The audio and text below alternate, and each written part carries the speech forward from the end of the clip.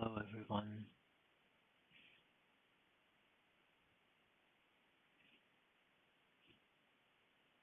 Are you ready for a lullaby?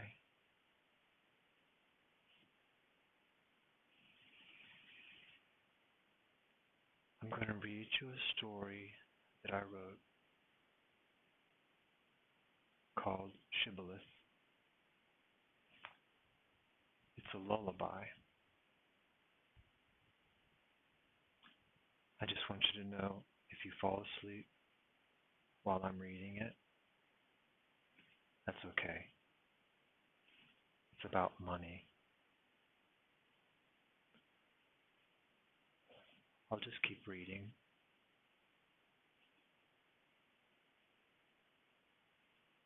Do you know what happens when I read you a lullaby while you're sleeping?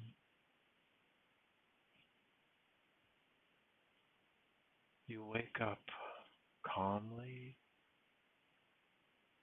and very clear,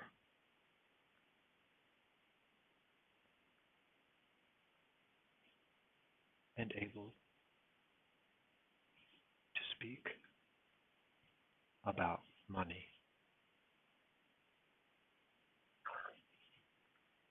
with perfect clarity to whomever you may be with.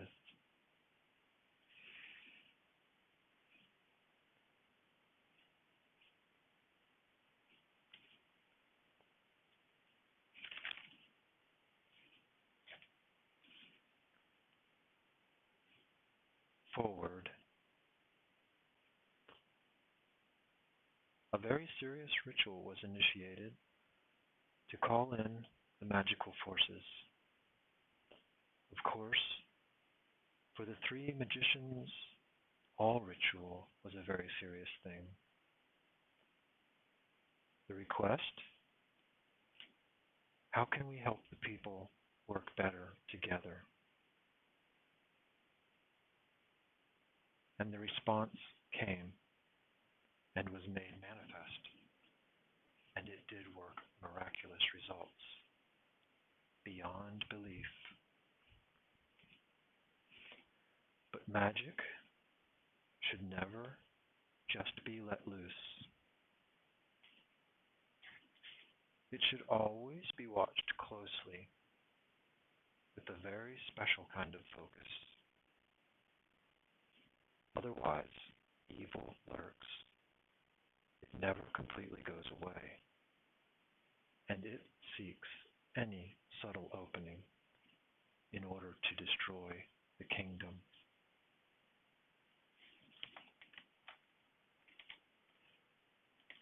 With magic, one must always have a clear mind for absolute focus. Not even war distracts from this focus. Otherwise, the more powerful the magic, the more destructive the consequences. Money is very powerful magic.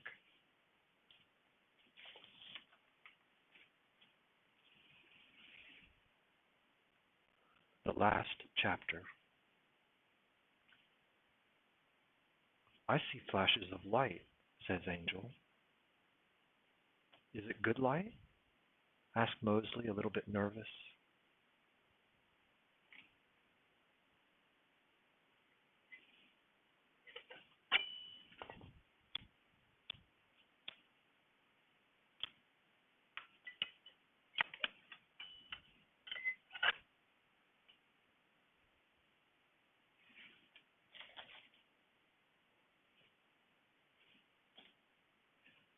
Chaotic light, Angel replies calmly.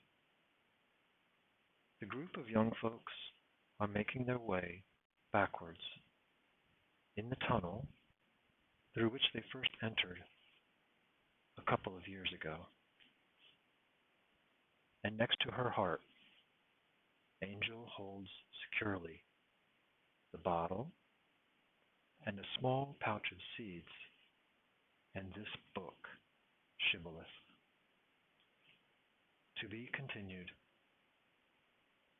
Here we have the operation of a true magic book, where it is read in a circular manner, over and over, cover to cover, going deeper and deeper into the understanding and purification of money and how it functions.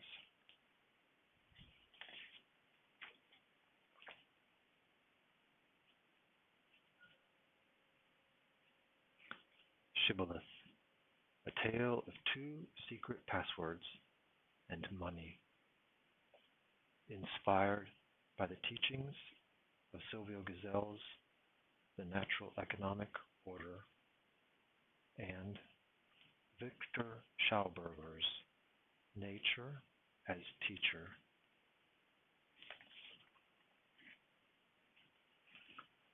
Preface. Long, long ago, thousands of years ago, somewhere completely unfamiliar, two psychotic, manic voices were having a conversation. It was impossible to understand and sounded very scary. Here is the translation. Hoardable money. This is our shibboleth. With this, we can bring down the human and destroy this whole world. Make sure that we always continue using the traditional form of money, which is able to be hoarded. This simple condition must always get overlooked or pushed aside or ignored. Anything else can change. Talk about anything else. But always make sure that this money, which is able to be hoarded, hoardable money, remains the same forever till the end of time, so that the evil forces always prevail, no matter how hard the forces of good try. Our hoardable money will always provide for destruction.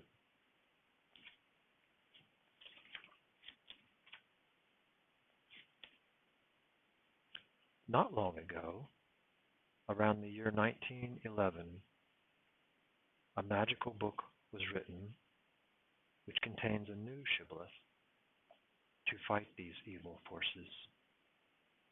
Ice money, which melts little by little. Money, which is impossible to hoard and cause destruction.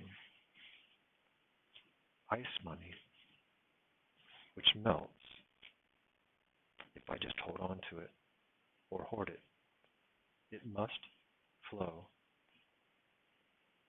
It is money which decays little by little, like everything else natural. It has no special privileges. It must circulate. And we all know life requires good circulation. Uninterrupted, unobstructed, smooth, continuous. A very old quote. It is said, the people, in order to survive, will adapt. It is natural not to fight.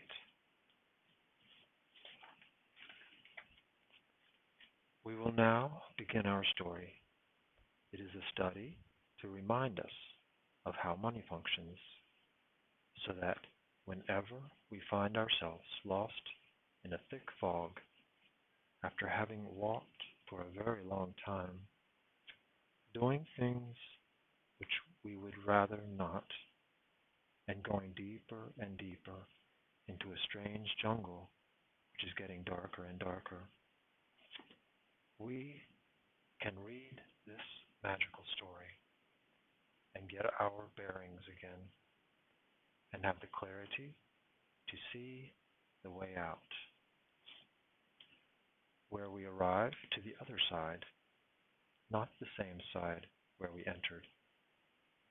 Let us all walk together, or at least let's make sure that the path is kept clear so that it is easily seen, welcoming all who try following it to a much different world, a world where it is much easier to do the right thing, to support our miraculous planet and Mother Nature and all the people too.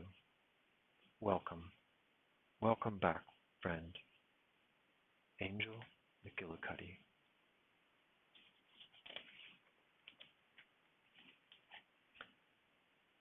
The majority believes that everything hard to comprehend must be very profound. This is incorrect. What is hard to understand is immature, unclear, and often false. The highest wisdom is simple and passes through the brain directly to the heart. Victor Schauberger.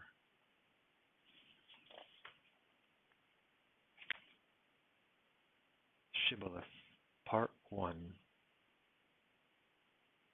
Once upon a time, in a deep, dark cave, there was a huge mountain pile of incredible, unbelievable treasure.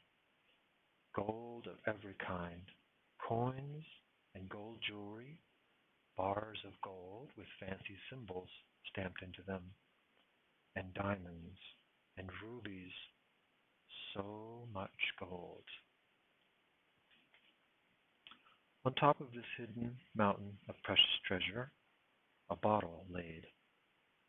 It was stored inside a clear glass treasure chest. The world was in trouble and a little bit confused. The image is one we are all familiar with nowadays. A gang of 6 young orphaned children were led to a small entrance to a dark tunnel. They were encouraged to enter. The couple who had led the young children there handed them each a flashlight and swept them on into the small dark hole. Once they were inside, the tunnel was a little bigger.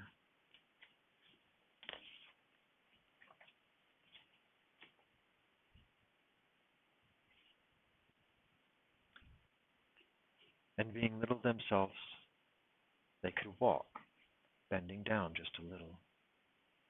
After about an hour, the small tunnel opened up into a very big cavern where the huge mountain of gold lay. It was so high, the children could not even see the top. The children shined their beams of light all over the mountain. It sparkled, and they began to climb. When they arrived to the top, one little girl discovered a glass treasure chest, and inside, the bottle. She opened up the treasure chest. There was no lock, and she took the bottle out. The rest of the children circled around her. One little boy stood by her. She removed the top.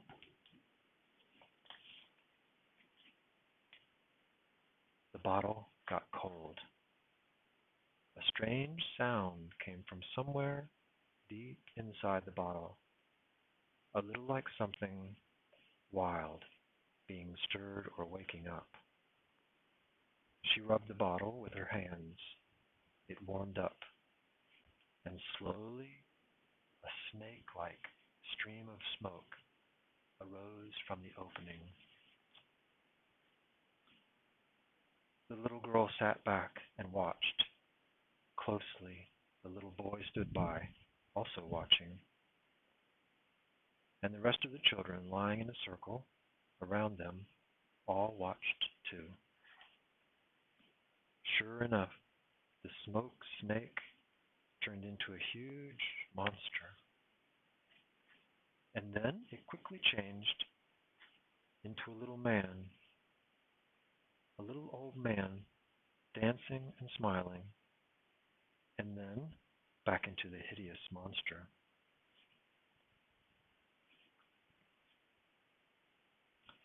With arms like an octopus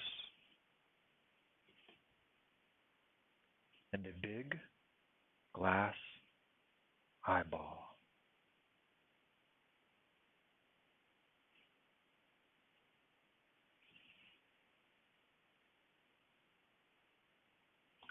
All kinds of images were swirling around inside the crystal eyeball. And then the old man appeared again. He was much smaller than the giant octopus monster, but he wasn't at all scared. He hypnotized the eye with his heart and mind, and with his hands and dancing. He magically attracted the crystal eyeball to where he was sitting on one side of it and the little girl was sitting on the other. The monster stood still in a trance. The little old man took a very deep breath. He breathed in deeply, taking into himself all of this huge monster, which entered into his nostrils and ran down his spine and down even further into the mountain of gold.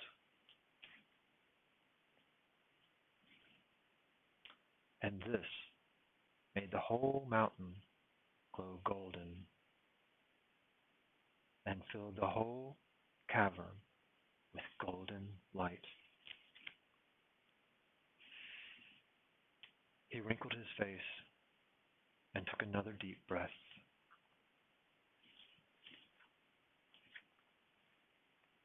Then, looking right at the little girl, he said, "I am Silvio. Welcome. I am here to share with you a secret. And this is it." The two of them making deep eye contact. The money is part of a very special magic. The crystal eyeball dazzled, and sparks arose from it, which formed into little stars that circled this sphere. Gently, Silvio took the bottle from the little girl and the top. He put the top back in the bottle. 3 wishes I can easily satisfy, and many, many more. I can show you how. Do you want to see? The little girl is captivated. All the young people are sitting quietly, wide-eyed. Occasionally,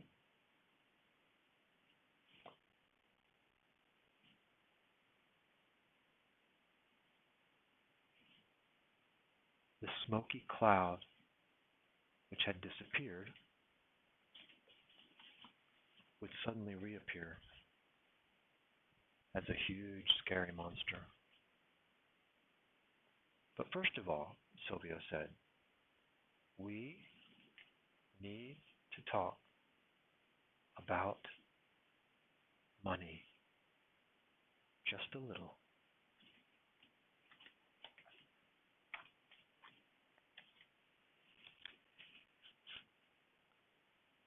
Inside this crystal eyeball, there appeared an image, a very majestic looking old wooden door. This is, in fact, the door to a castle, which we will see a little later in our story. As the camel passes through the eye of the needle,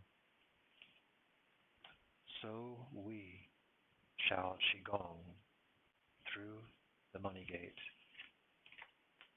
Angel NicGillicuddy. We must learn more about this door, the money gate, because inside, on the other side of this door, is an old book and two old guys with no eyes. No eyes, guys. The two richest guys in the world. Number 1 and number 2. Together, us and them, we are going to decipher this very special magic book and purify our money system so that it works without having such a terrible impact upon our planet and Mother Nature and us. When we enter through this door, we will encounter two funny old guys with sunglasses. These two old guys own most of the land on our planet, and we will need to be able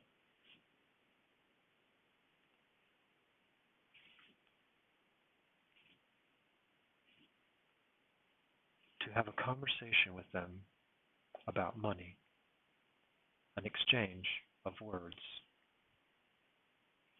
Of course, they will want to win this game. Nobody ever finally wins, though.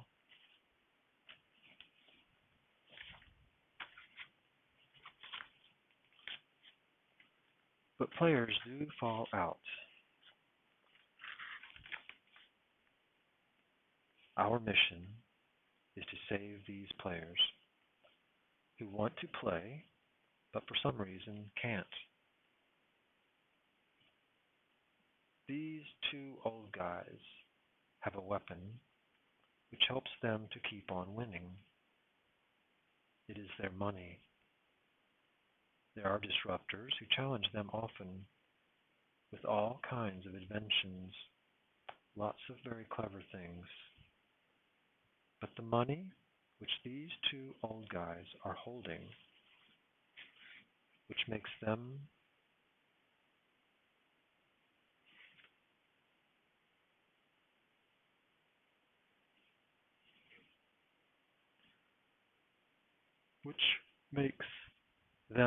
the champions, number 1 and number 2 every time, is a particular kind of money. It is the kind which can be hoarded and even hidden or used in the dark to do sneaky, mischievous things in order to keep on winning. Their top secret weapon is called hoardable money. It's like horrible, but it's hoardable. But really, it's horrible.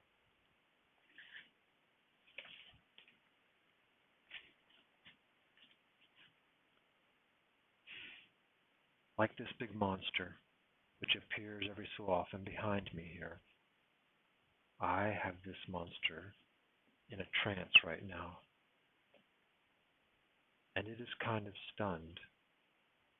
I have learned to play with it and dance with it, and I have its crystal eyeball captivated. I am going to show you how to do this too. It's a kind of magic. I use a very special, mysterious, extremely powerful magic weapon myself. It is called ice money, and it takes away the power from the two old no-eyes guys who really don't do any work at all these days, but rely completely on their secret weapon, which is incredibly right in plain view of everyone all the time.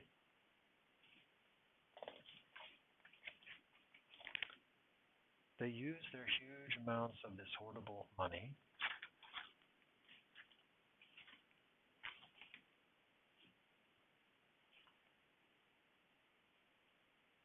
to manipulate everything in our world so that they can continue winning. They have been doing this for thousands of years, building up and then blowing up and then building up over and over. Nevertheless, however, ice money, our weapon, is superior, and it has an amazing supernatural effect. It makes all the money in the game melt little by little so that it cannot be hidden away